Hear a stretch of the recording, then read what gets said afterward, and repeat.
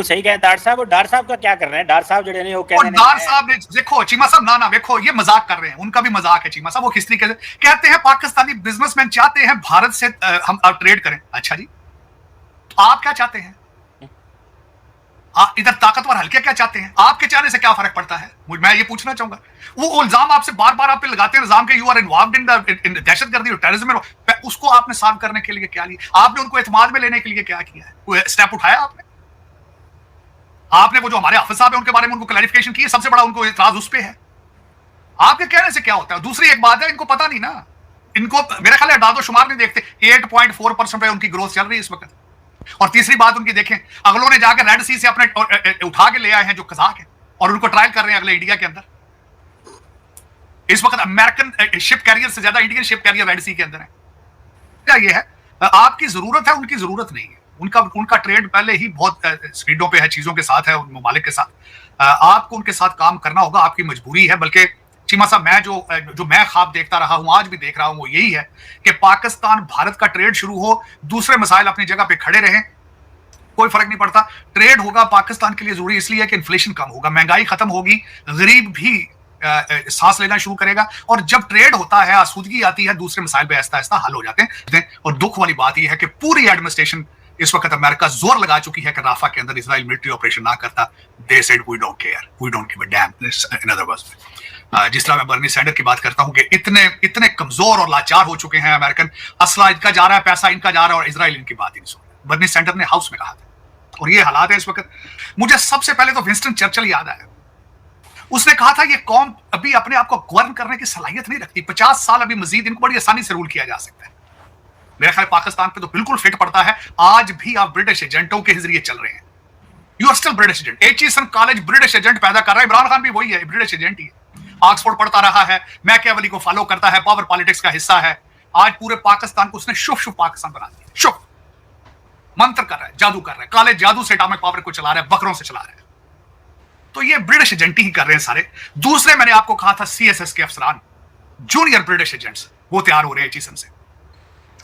मुझे दुख हुआ आज। मुझे सबसे पहले तो विंस्टन चर्चिल याद आया। दूसरा लफ्ज जो मुझे दूसरा शख्स मेरे दिल में आज आया जो ज़हन में, वो लेफ्टिनेंट जनरल सुलेमान गनी थे, जो कोर कमांडर थे, कि जिन्होंने पीटीआई के लौंडे लपाड़ों को कहा था कि अंदर आ जाओ भाई, आओ बैठो, चाय शाय पियो। उसकी रिश्तेदारियां आज नजर आई हैं, किस तरीके से उस बंदे की चीफ जस्टिस के साथ बंदियाल से भी रिश्तेदारी थी, फिर उसका एक एलडीए का करप्ट अफसर था, उसके साथ भी रिश्तेदारी थी। और फिर मैंने इस केस को पूरा आज पढ़ा है कि ये केस एक दिन का नहीं है। आज सारी अखबारें, सारे चैनल आप इस पे तबसरे कर रहे हैं और बार बार ये कह रहे हैं। लोगों ने चीमा का भी आज लिया है, कमेंट लिए। उसने कहा जी परमानेंट हम बनाना चाहते थे कि बच्चों को छुट्टियां दी जाए, सीएसएस अफसरान के बच्चों को अकोमोडेट करने के लिए परमानेंट पॉलिसी हम चाहते थे, अब उन्होंने बना दी है 3 साल की छुट्टी। चीमा साहब 2022 से ये केस शुरू हुआ था। चीमा साहब की मिसेज भी सीएसएस अफसर है, जो कि कानून मोरालिटी से अबव है। उन पे किसी कानून, किसी पॉलिसी का इतलाक उन पे नहीं होता। तो आज एक बेहतरीन मिसाल है, पाकिस्तान की तबाही की सारी वजूहात इस केस के अंदर मौजूद है। लेफ्टिनेंट जनरल सुलेमान गनी के कनेक्शन और उसकी फैमिली और सारी जो शादियां, मैं हमेशा ये कहता हूं चौल साहब, ये गेम साले और बैनोई की गेम है। ये पाकिस्तान की तबाही सालियां ते भड़ूजियां ने लियांदी है, घेरे पाले in Pakistan, deep rooted cancer in Pakistan. पता नहीं अब ये कैंसर का इलाज इस वक्त हमारे मिलिट्री चीफ के पास ये है या नहीं है, सलाहियत रखते हैं कि नहीं रखते। बिल्कुल सही कहा डार साहब। और डार साहब का क्या कर रहे हैं? डार साहब जो नहीं वो कह रहे हैं, डार साहब ने देखो चीमा साहब ना देखो ये मजाक कर रहे हैं, उनका भी मजाक है चीमा साहब। वो किस तरीके से कहते हैं पाकिस्तानी बिजनेसमैन चाहते हैं भारत से हम ट्रेड करें। अच्छा जी, तो आप क्या चाहते हैं? इधर ताकतवर हल्के क्या चाहते हैं? आपके चाहने से क्या फर्क पड़ता है? मैं ये पूछना चाहूंगा।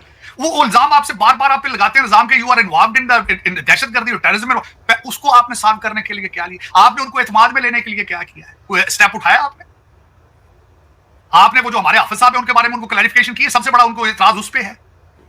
आपके कहने से क्या होता है? दूसरी एक बात है, इनको पता नहीं ना, इनको मेरा ख्याल है दादो शुमार नहीं देखते। 8.4% पे उनकी ग्रोथ चल रही है इस वक्त। और तीसरी बात उनकी देखें, अगलों ने जाकर रेड सी से अपने उठा के ले आए हैं जो कजाक है, और उनको ट्रायल कर रहे हैं अगले इंडिया के अंदर। इस वक्त अमेरिकन शिप कैरियर से ज्यादा इंडियन शिप कैरियर रेड सी के अंदर है। इनके कहने से क्या होता है? और ये तो कैरियर बैग के साथ आते हैं, लंदन से लंदन वापस चले जाएंगे। इनके कहने ना कहने से क्या फर्क पड़ता है? इनके कहने ना कहने, इनकी तो इन्होंने किसी के कहने पे कह दिया होगा। मैं तो अभी चीमा साहब अगले दिन अमृतसर से आया हूं, वहां से भी इंटरेस्ट मौजूद है, लेकिन वो तब तक नहीं करेंगे जब तक उनके साथ ये टेररिज्म के हवाले से उनको एतमाद में नहीं लेंगे। और सबसे बड़ी बात है, आज की बात है, डॉक्टर जयशंकर साहब की स्टेटमेंट है, सिंगापुर गए हैं दौरे पर, वहां से उन्होंने स्टेटमेंट दी है टेररिज्म के हवाले से, मास्को के हवाले से, और स्टेटमेंट उनकी यही क्या, terrorist is a terrorist regardless what language he speaks, it's not an excuse. इन्होंने इशारा दर हकीकत अगर सोचा जाए तो अच्छे तालिबान बुरे तालिबान की तरफ भी दिया है उन्होंने, लेकिन इट इज एन इशू, और इस इशू में देखेंगे क्योंकि आईसिस के ने इसकी जिम्मेदारी कबूल की है। और आईसिस के कौन है? आईसिस खुरासान है, जो आपके बैकयार्ड में है, आपके बैकयार्ड में, और रशिया विल रिटेलिएट, ये भी मैं बता रहा हूं। उसकी वजह ये है 88% वोट लेके जीता पुतिन, वो अभी तक अपने नशे में चूर है, उसका जवाब देगा। कौम उसके साथ है, नेशनलिस्ट है, कौम परस्त है, वो उसका जवाब देगा जवाब। और उसने दर हकीकत मैं बड़ा क्लोजली वॉच कर रहा हूं क्योंकि it's one of the biggest setback to Moscow, to Russia. उसमें चीमा साहब आज मैं बल्कि आपको कुछ नई चीजें भी बताना चाहूंगा, वेस्टर्न किस तरह बिहेव कर रहे हैं। शॉक्ड। डीडब्ल्यू ने कहा है कि उन लोगों के चेहरों के ऊपर सुरख निशान थे, उनको थप्पड़ मार मार के यहां लाया गया। नहीं, फुल पागल होंगे ना वो 4 जो टेररिस्ट लाए हैं, वो जिनके ऊपर चार्जेस हैं, कहते हैं उनको पट्टियां लगी थी, उनकी आंखें सुरख थी, और एक जो वो बेहोश हुआ हुआ था। नहीं, फुल पागल होंगे ना, ताड़ियां मार दे नचदे होते आले दुआले।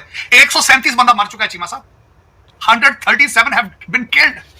और जाती दफा बारबेरियनिज्म की इंतहा की है उन्होंने कि आग लगा के आए हैं ताकि यह जिंदा यहां से बच के ना निकल सके।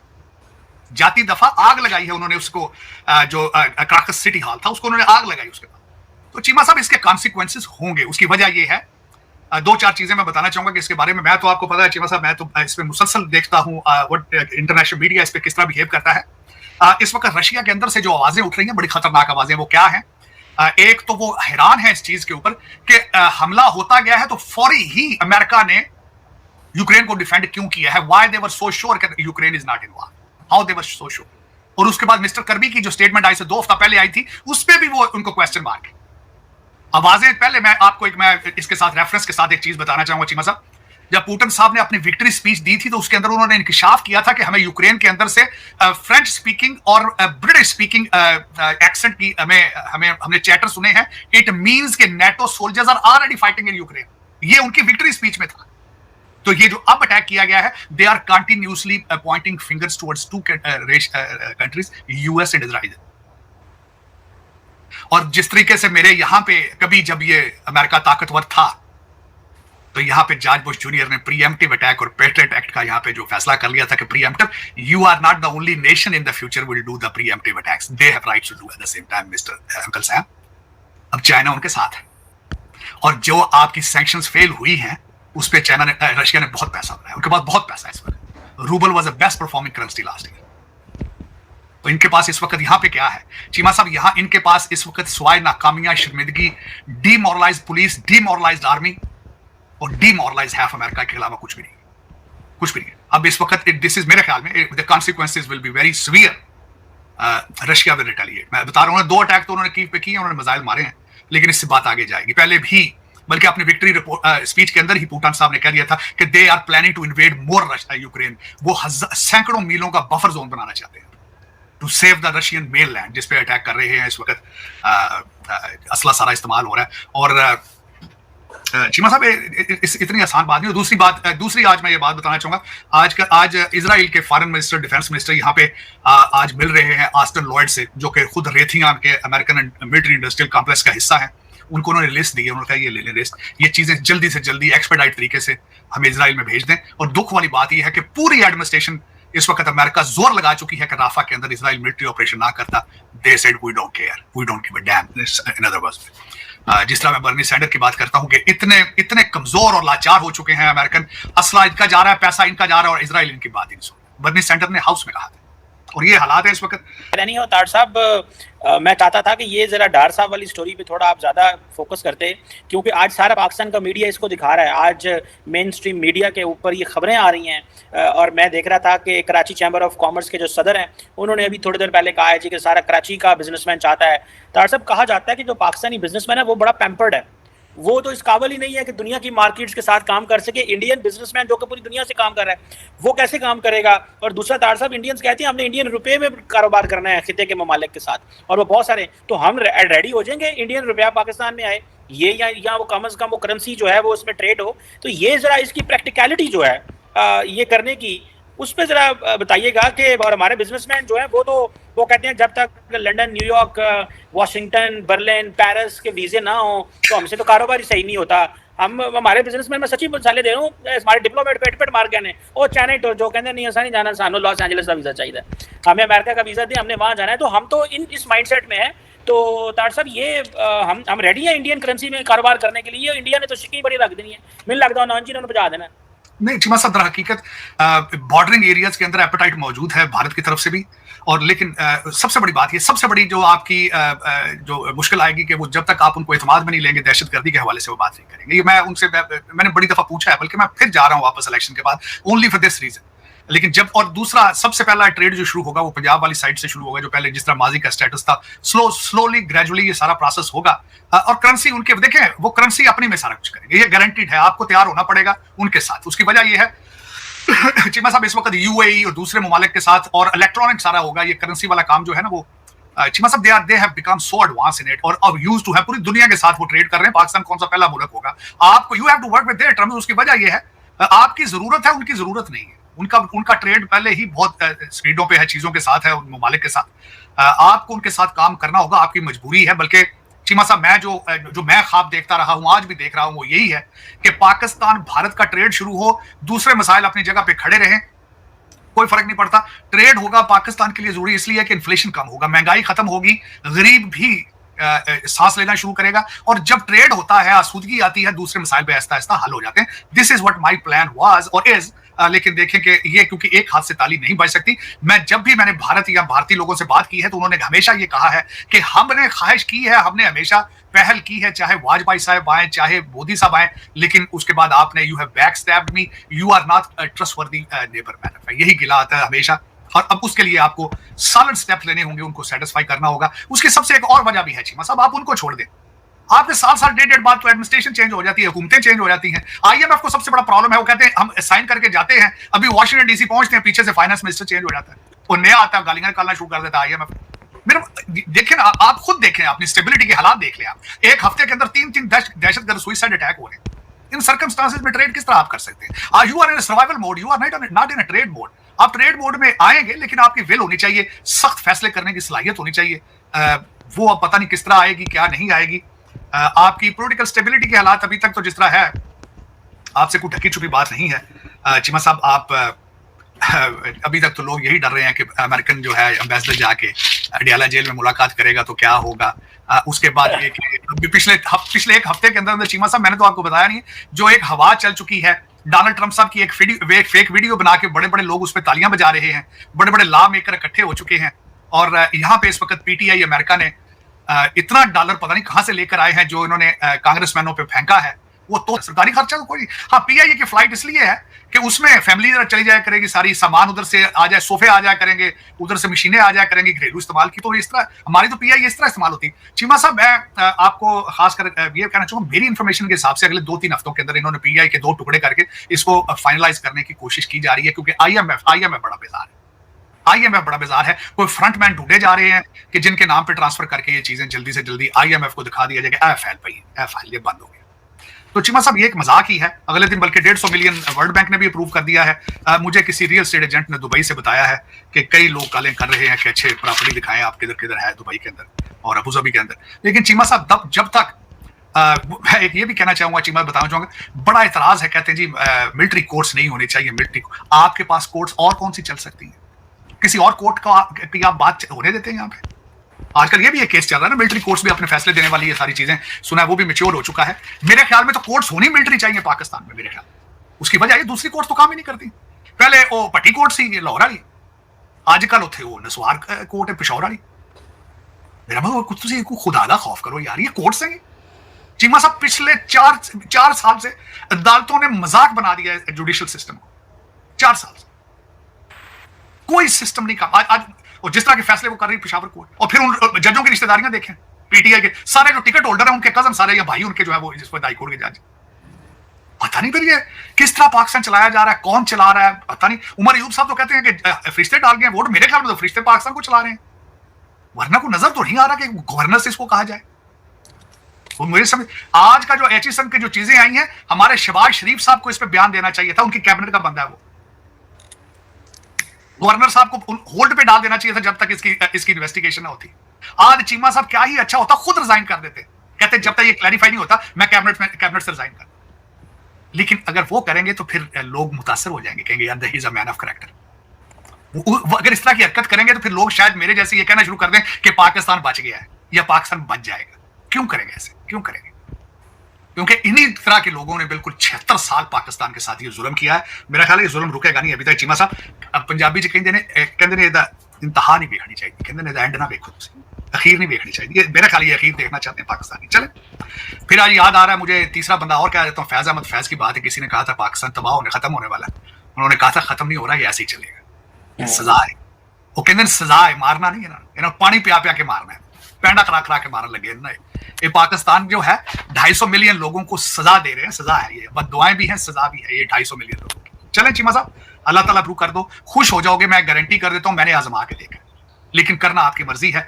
आप 250 मिलियन लोग ऐसे हो कि हर वक्त गुस्से में रहते हो, हर वक्त गुस्से में, गुस्सा ही गुस्सा, गुस्सा ही गुस्सा। और गुस्सा किस चीज के खिलाफ है चीमा साहब? तालीम के खिलाफ गुस्सा है, इंग्लिश के खिलाफ। इंग्लिश कहते हैं खुलफाए राशिदीन का दौर चाहिए 6वीं सदी का, 7वीं सदी का। हालांकि मजहब के अंदर, इस्लाम के अंदर है इज्तिमा और इत्तेहाद। मैं इनसे एक सवाल ये करना चाहूंगा कि तुम इस आर्टिफिशियल इंटेलिजेंस के साथ इस्लाम को किस तरह कंपैटिबल करोगे जो तुम्हारी जिंदगी? इस्लाम तो खुद कहता है कि इनोवेशन की, तरक्की की तरफ, टेक्नोलॉजी की तरफ, इन चीजों पे जाएं। चीमा साहब देखें, तरक्की हो रही है, मुझे ये बताएं, जहाजों में एयर कंडीशनों में बैठते हैं, रोजे को उस तरीके से अडॉप्ट करना चाहिए ना। ये कौन सा रोजा है कि सारा दिन रोजा रख के, तो इंडियन फिल्में देखे, दुकान बांध के सारी रात दुकान खोल के बैठे, ये रमजान है। फिर उसके बाद चीमा साहब, मैं तो बल्कि वेस्ट में यहां तक देखता हूं, ईद वाले दिन सारे शराब पीते हैं, जुआ खेलते हैं टू सेलिब्रेट रमजान। ये रमजान तो दोस्तों, जैसा कि आपने क्लिप में देखा कि इसाक डार जो कि पाकिस्तान का डिप्टी प्राइम मिनिस्टर है, जो कि बोलता है कि भाई भारत के साथ में, मतलब कि बहुत टाइम से पहले से ये बोल रहा है कि ये भारत के साथ में ना, मतलब कि भाई ट्रेड होनी चाहिए, मतलब कि भारत के साथ बिजनेस होना चाहिए। मतलब कि यार इनकी अकल क्या घुटनों में है, घुटनों में दिमाग है क्या इनका? दिया तो इनके पास दिमाग ही नहीं है। अरे भारत ने बोल रखा भाई जब तक तुम टेररिज्म नहीं हटाओगे तब तक बात नहीं होगी तुम्हारी, मतलब कि कहीं पे भी बात नहीं होगी। तुम बात करने की बात कर रहे हो, हम तो भाई साहब तुम्हारा नाम लेना पसंद नहीं कर रहे भाई साहब, किसी भी प्लेटफॉर्म पर कोई भी बीजेपी का नेता, ठीक है भाई साहब, पाकिस्तान का नाम नहीं लेगा किसी भी मंच पर। ये तो प्राइम मिनिस्टर नरेंद्र मोदी बोल ही चुके हैं भाई साहब। ये तो ये कौन सा भांग फूंक रहे हैं, कौन सा मतलब कि नशा कर रहे हैं, जो कि भाई साहब ये सोचते हैं कि भाई भारत इनकी मदद करेगा। भाई भारत कैसे मदद करेगा तुम्हारी? भाई साहब एक बात बताओ यार, तुम खुद बैंकक्रप्ट होने वाले हो, ठीक है भाई साहब, अपने पड़ोसी के साथ तुम पंगे लेते हो, ठीक है भाई साहब, ट्रेड तुम्हें करनी नहीं है किसी देश के साथ में, ठीक है भाई साहब, अपने आवाम को चूरन देते रहते हो कि भाई साहब भारत आ जाएगा, खा जाएगा, ठीक है भाई साहब, ऊपर से तुम सिक्योरिटी देते फिर रहे हो गल्फ नेशंस को, ठीक है भाई साहब, ऊपर से तुम अब मीडिएटर का रोल निभा रहे हो भाई, मीडिएटर का रोल निभा रहे हो ईरान और अमेरिका के बीच में, जंग के बीच में, ठीक है। तो भाई कौन, मतलब कि भाई, मतलब कि तुम खुद अपने पैरों पर खिलाड़ी मारते हो भाई। अमेरिका तो निकल जाता है, अमेरिका तो भाई साहब अपना काम निकलवाने के लिए जाना चाहता है भाई साहब, अपना उसका काम, मतलब वो तो जंग भी किसी और के देश से लड़ता है भाई, वो तो अपने देश से जंग भी नहीं लड़ता। देख रहे हो ना गल्फ नेशन में अमेरिका ने मतलब कि भाई बना रखे हैं, अपने बेस बना रखे हैं, क्या बोलते हैं, हवाई अड्डे बना रखे हैं भाई साहब, ठीक है भाई साहब, एयर बेसिस बना रखे हैं, ठीक है। जो वहाँ से जंग लड़ रहे हैं भाई साहब। ईरान जो है मतलब कि भाई साहब अमेरिका पर रिटेलिएट कर रहा है, किस चीज़ पर कर रहा है? गल्फ नेशन पर कर रहा है, गल्फ नेशन की ठुकाई हो रही है, अमेरिका की ठुकाई तो तब भी नहीं हो रही।